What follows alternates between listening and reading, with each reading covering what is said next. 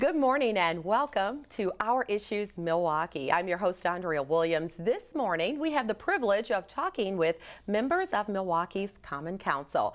They'll give us some insight on the work they're doing in their respective districts and shed some light on a few things that are considered issues for the city of Milwaukee. My first guest is 6th District Alderwoman Milele Coggs. Born and raised in Milwaukee, she is a graduate of Riverside High School, Fisk University in Nashville, Tennessee, and she's also a proud graduate of the University of Wisconsin Law School, Madison. She's also the youngest woman ever elected to Milwaukee's Common Council. Good morning, Alderwoman. Good morning. I appreciate you being here with us this morning. And you grew up in one of Wisconsin's most prominent political families. So when did you first realize that you too wanted to go into politics? I think there was always a pull because I've been working on campaigns and being around politics my entire life. But it's almost like if you're raised in a family like that, you kind of want to go the opposite way or do something else. So when adults will come and say, what do you want to be when you grow up? You want to be a politician? I would always say no. It wasn't until my first semester of law school, though, as we began to study the law, that I recognized that the real power was being on the legislative creation side of the law as opposed to arguing about its interpretation once it's already written in the courtroom. So for me, I recognized that my life's purpose was going to be working in politics. I love that. And as I mentioned, you're responsible for the 6th District, which includes the historic Bronzeville. So how long have you held your position, and what does it mean to have something as significant as Bronzeville being a part of your district? I was honored to be elected to serve the 6th District in 2008. So I've been in office about 6 years. In 2005, the city of Milwaukee designated the Bronzeville the African American Arts and Cultural District. You know, I grew up taking art classes at the Inner City Arts Council building on 7th and North Avenue in Bronzeville. My mother used to teach art classes there. And the Bronzeville of old, the first Bronzeville, my uncle T.W. had his law firm there. So in a personal way, the existence and the comeback of Bronzeville, I'm so invested in. We recently just had our Bronzeville Week, which was 8 days packed worth of arts, culture, entertainment, and discussions about African American commerce and different things like that as well. So it's great being a representative of Bronzeville, but it's a continual struggle and challenge to attempt to rebuild Bronzeville. Yeah, I'm wondering if you could tell us what are some of the things that you are currently focused on. You just spoke on being able to rebuild Bronzeville and bring it right where it has always been regarded. But what are some of the other things that you're concerned with in your district? I am a strong proponent of entrepreneurship and growing small businesses. I think the days of attracting companies that are bringing tens of thousands of new jobs to the city are diminishing.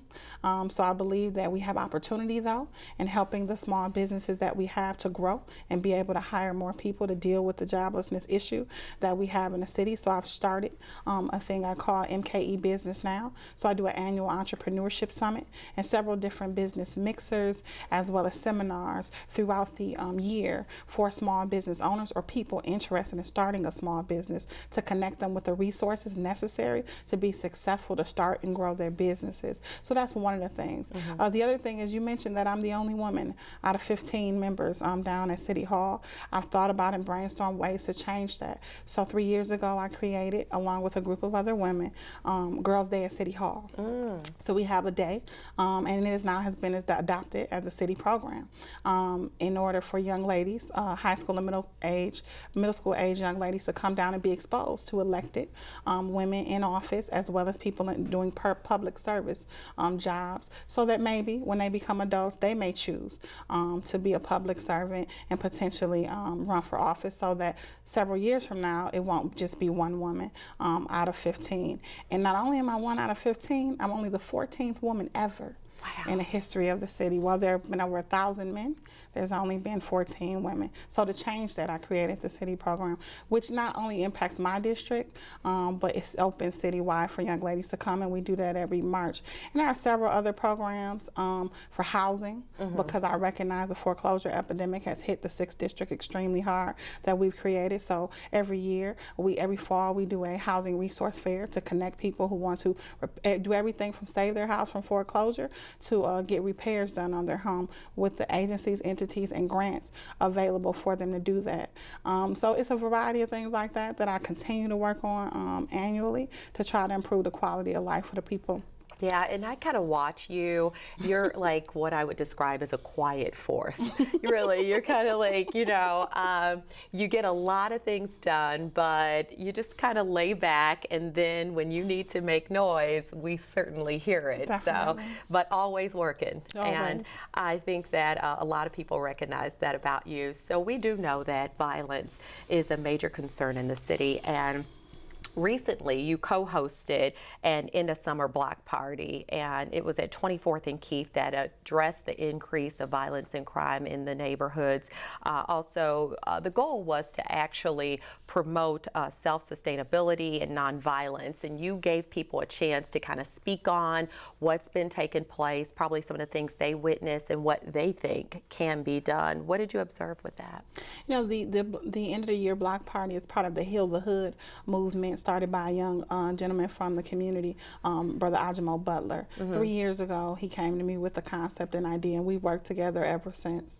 And what it approaches nonviolence in a creative way and an empowering way. And like I said, we have speakers and ministers, poets, performers, singers, everything, but all with the message of healing, self-empowerment, and nonviolence. Additionally, there were resources available to also deal with and address healing. But the greatest thing of all is that I believe when like-minded, positive people come together, the idea that you're not alone in your desire to change this community, and that there are people you can work with in order to do that, is really profound. And seeing people network and connect and begin to work with one another because they came together at this event is really the profound impact that it ends up having. The great things that grow out of it. The discussion may have started on the block at this party, but seeing the great things that come out of it. I like that.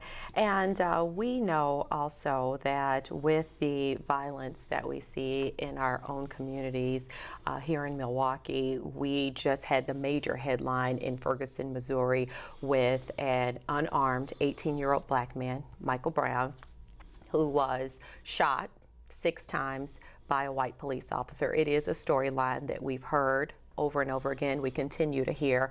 But here in Milwaukee, there's also a young man by the name of Dontre Hamilton that was shot and killed by a Milwaukee police officer last April in Red Arrow Park. And it's kind of like his family is still working on trying to get answers, just like the family of Michael Brown in Ferguson, Missouri. So there have been protests and rallies happening here in the city, and 2 of them recently. There was one at the Federal Building and then another at Red Arrow Park. And I saw you at Red Arrow Park, and again, you were there as a quiet force, kind of taking it in, and I'm sure taking notes on what you can do to help make a difference. Talk about your thoughts on all of these things that continue to happen, and what can we all do to make a change?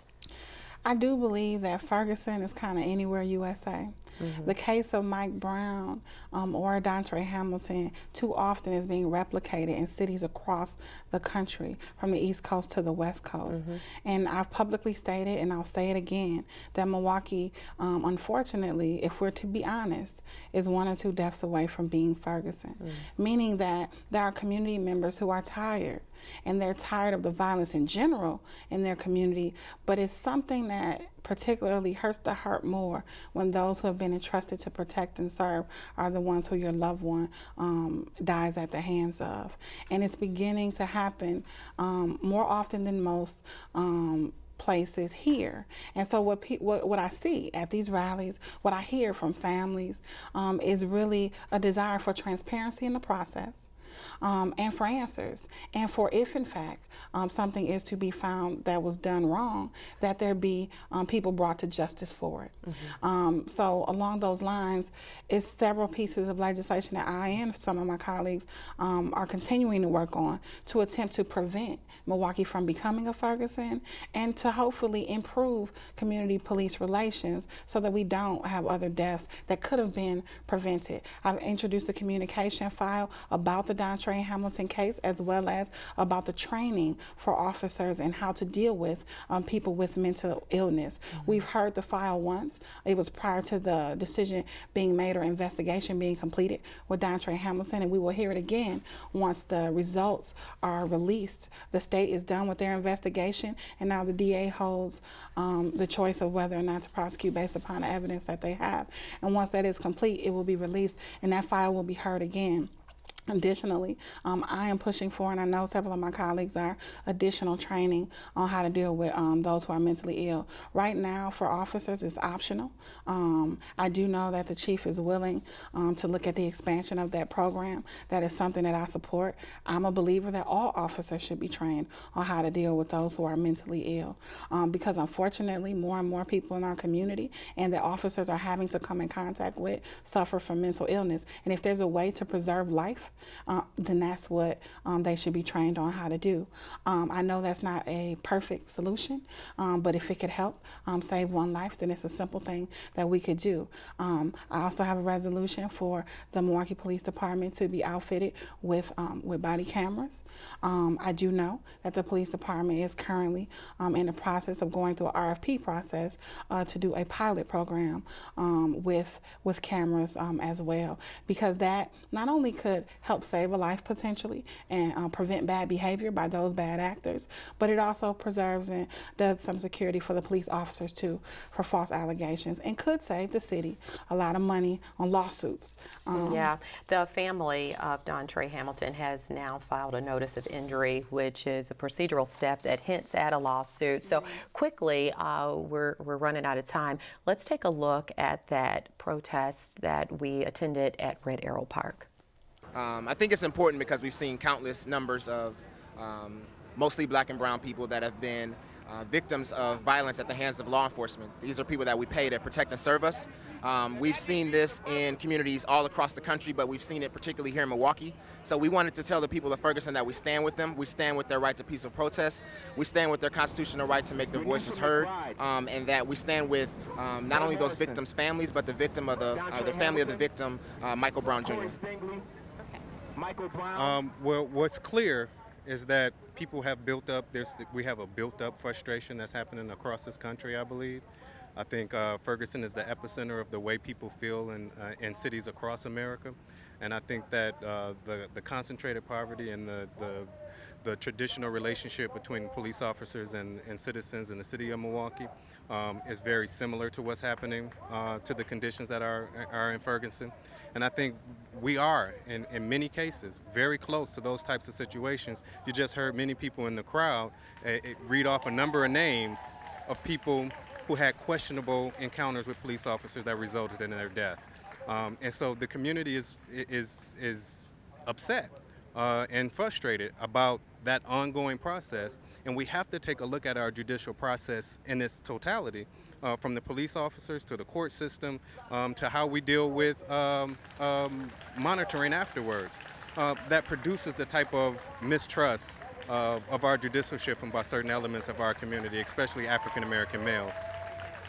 I think it's very symbolic, not only for support for Ferguson, but it's also very symbolic of the kinds of issues that during my time as an elected and my time as a lawyer in this community that I know are real concerns about citizens. And so this is really, I believe, they just said a deeper kind of percolation of a requirement for some change in the justice system, from everywhere from over-policing and militarization of the police department, and thoughts about prosecution and mandatory sentences and truth in sentencing, all the way to the kind of correction reform policies we have and programming and alternatives, the need for something to be different here in this community. So I believe that this is just, the beginning of a much larger voice that the community is going to rise up. I mean, if you listen to the power of these stories that are out here, they are individuals crying out for just wanting fairness and justice and not believing in a system in America. we're dealing with issues that are taking us back instead of dealing with the issues that will make us the trailblazers that Wisconsinites normally are. Policies, trimming back on and tweaking away on people's right to vote and women's right to choose what they should do for themselves versus trying to make sure that we can not make corrections our number one spender, and changing the basic policies and things that we already we know and have been identified by the experts that have gone to multiple states and made it work. We know what we need to do, and we've done it in very small bits and pieces versus in the transformational change way that it was recommended that we do it. So we're having some conversations, but I will say to you that they're not going as rapidly as I'd like them to. But we have now until January, right, before we have to put legislation in. And I will tell you that I'm in the midst of those conversations. And matter of fact, I have a meeting with two individuals that I know will be champions on the other side of the aisle on this issue, Representative Hutton and Representative Koinga. And so we're talking, not only in the Senate, but in the Assembly, across the legislature. Okay. And looking at that, it really pinpoints that there are people working in legislation, not only for the city of Milwaukee, but for the state of Wisconsin in making a change. And so we thank you all for all of the time and effort that you're putting in to make a difference. Thank you. And the biggest thing people can do to make a difference is vote. There it is, vote. Thank you so much again for your time. Milele Coggs is the Alderwoman for Milwaukee's 6th District, and you can log on to milwaukee.gov/District 6 to learn more about the work that she's doing in the city. When we return to Our Issues Milwaukee, we'll meet another member of the Common Council who has served the city's 14th district for the past 10 years. We'll talk to Alderman Tony Zielinski right after this.